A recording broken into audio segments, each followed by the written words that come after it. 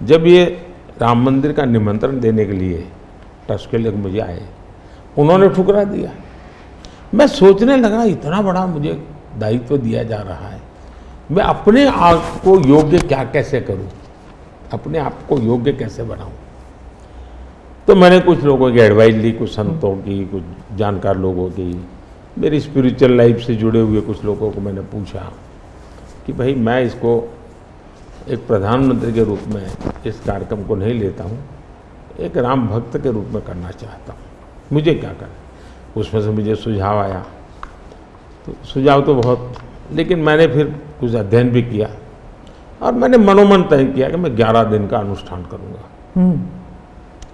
और मैं ज़मीन पे सोता था, नारियल के पानी पर रहता था और तय किया मैं प्रभु राम जहाँ जहाँ गए थे उसमें जहाँ भी मैं जा सकता हूँ जाने का प्रयास करूँगा।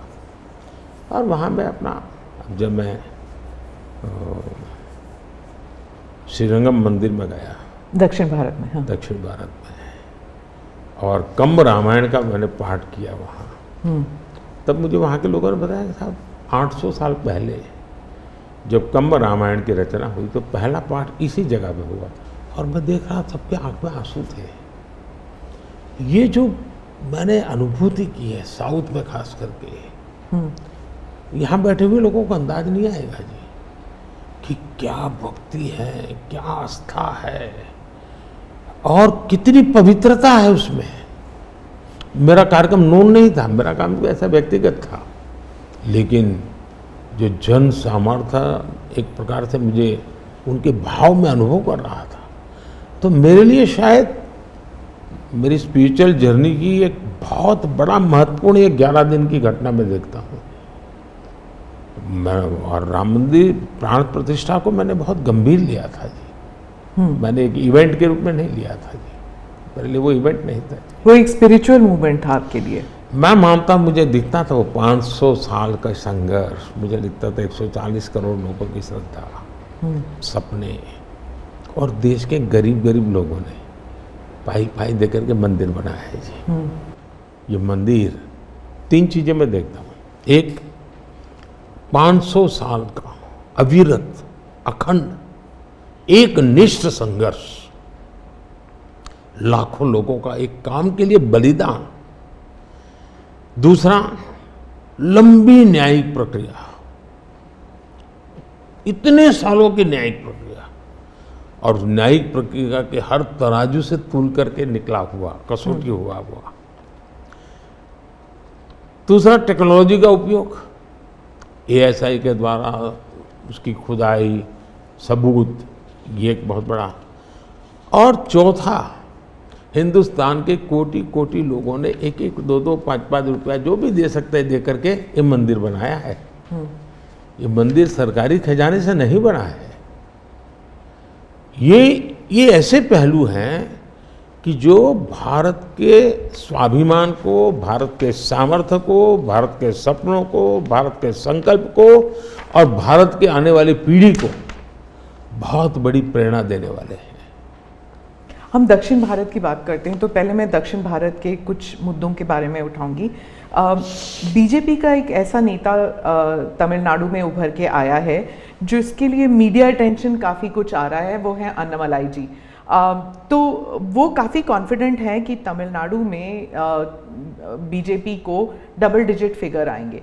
तो क्या ये उनका ओवर कॉन्फिडेंस है कि आप भी तमिलनाडु इतनी बारी जा चुके हैं? पहली बात है कि तमिलनाडु जनसंघ के जमाने से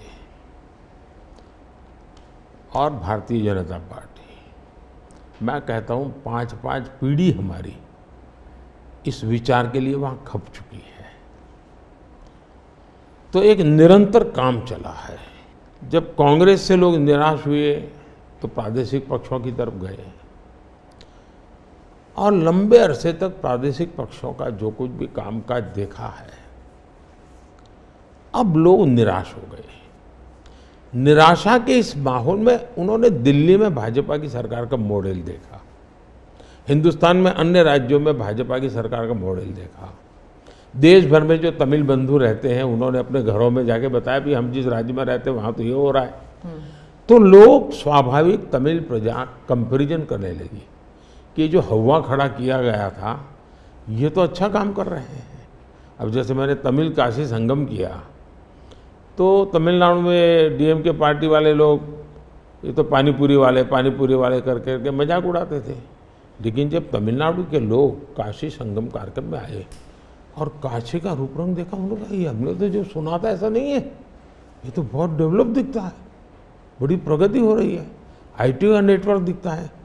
तो सोचने का तरीका बदलने लगा और उसके कारण डीएमके के प्रति जबरदस्त गुस्सा पैदा हुआ है। मैं कल्पना नहीं कर सकता इतना बड़ा गुस्सा पैदा हुआ है। वो गुस्सा पैदा डाइवर्ट हो रहा है बीजेपी की तरफ पॉजिटिव वे में।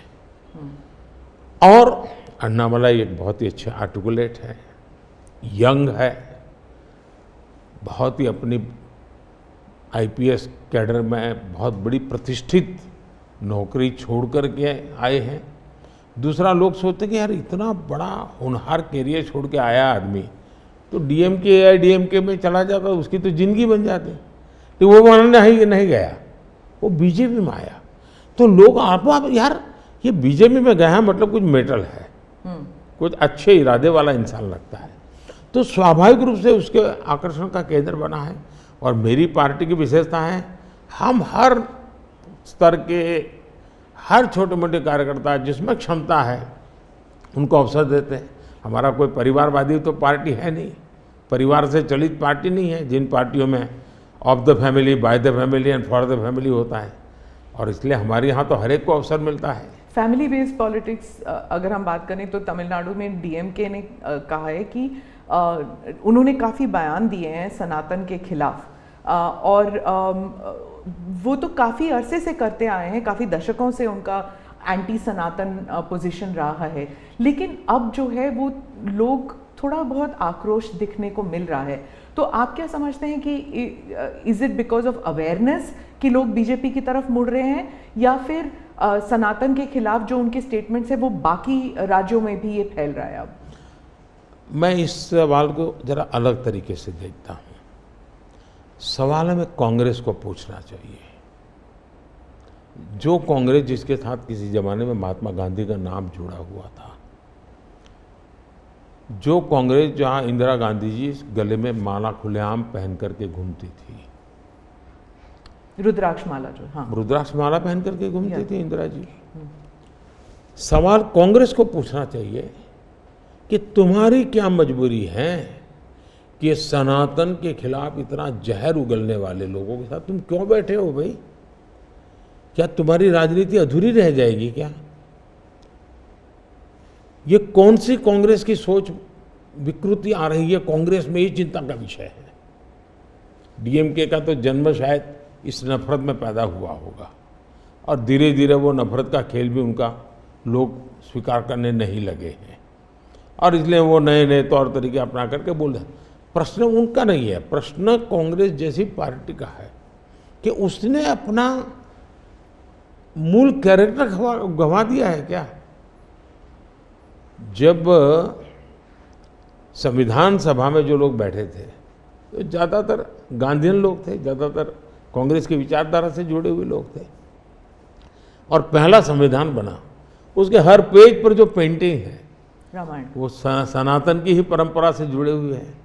तो आपका संविधान बना, उस संविधान में सनातन का गौरव का हिस्सा था और आज सनातन को इतनी भयंकर गालियां देने की हिम्मत हो और आप उनके साथ चुनाव की राजनीति करें, उनके साथ मंच साझा करें। मजबूरी कांग्रेस की ये देश के लिए चिंता का विषय है। और जो तमिलनाडु के मुख्यमंत्री और कुछ और दक्षिण के मंत्री हैं, मुख्यमंत्री हैं, वो कहते हैं कि जो दक्षिण है वो अलग इकाई है, उत्तर अलग इकाई है, दक्षिण भारत और उत्तर भारत, और बीजेपी जो है वो दक्षिण भारत में सेंध नहीं कर सकती। राहुल गांधी ने तो संसद में भी कहा था कि आप अगर पूर्व से देखें, बंगाल से देखें, उड़ीसा, आंध्र प्रदेश, तेलंगाना, तमिलनाडु, केरल तक जाएं, पूरे उस एरिया में बीजेपी सेंध नहीं कर पाएगी। दो अलग इकाई है क्या दक्षिण भारत और उत्तर भारत? पहली बात है, भारत बहुरत्ना वसुंधरा है, भारत विविधताओं से भरा हुआ देश है। यहाँ रेगिस्तान भी हैं, यहाँ समुद्री तट भी हैं, यहाँ हिमालय भी हैं, और यहाँ सह्याद्री भी हैं, यहाँ गंगा के पट भी हैं और कावेरी के पट भी हैं। तो भारत को टुकड़ों में देखना ये भारत के प्रति नासमझी का परिणाम है। अगर यही भाव होता, अगर आप हिंदुस्तान में देखें प्रभु राम के नाम से जुड़े हुए गांव कितने सबसे ज़्यादा कहाँ हैं, तो तमिलनाडु में है। इतने सारे गांव के नाम हैं कि उसमें राम तो होगा ही होगा। अब इसको आप कैसे अलग कह सकते हैं? किसको गले उतारेंगे आप? लेकिन भारत की विविधता है।